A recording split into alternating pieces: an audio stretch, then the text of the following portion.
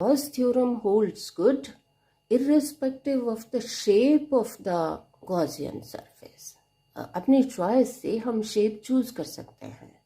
अब जब चॉइस है तो लेट्स बी क्लेवर, हम चूज कर लेते हैं ए सफियर, ए सफेरिकल सरफेस, और प्रूव करेंगे सफेरिकल सरफेस के लिए गॉस थ्योरम को.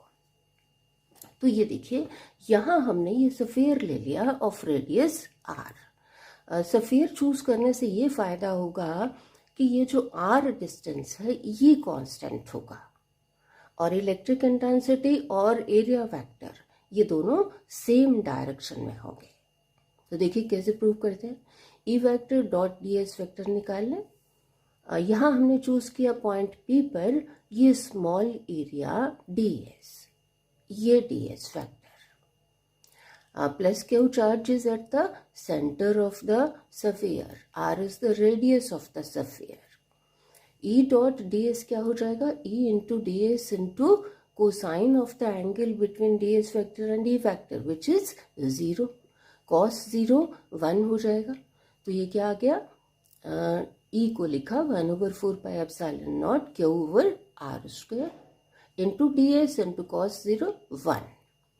यहाँ क्योंकि r कांस्टेंट है तो इसको भी बाहर निकाल लेंगे.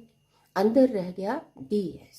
ds का integral total surface area of the sphere वो कितना होता है 4 पाई r स्क्वायर.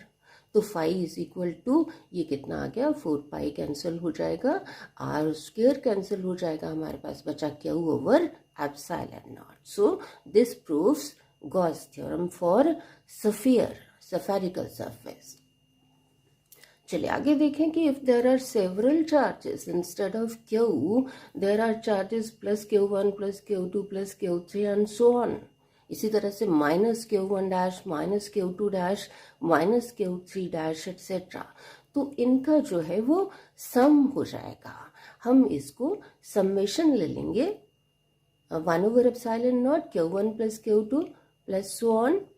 पॉजिटिव चार्जेस की वजह से फ्लक्स जो है पॉजिटिव होगा, नेगेटिव चार्जेस की वजह से फ्लक्स इनवर्ड होगा, नेगेटिव होगा. तो ये समेशन ले लेंगे, और ये समेशन अगर क्यू है तो phi is equal to q over epsilon naught for vacuum.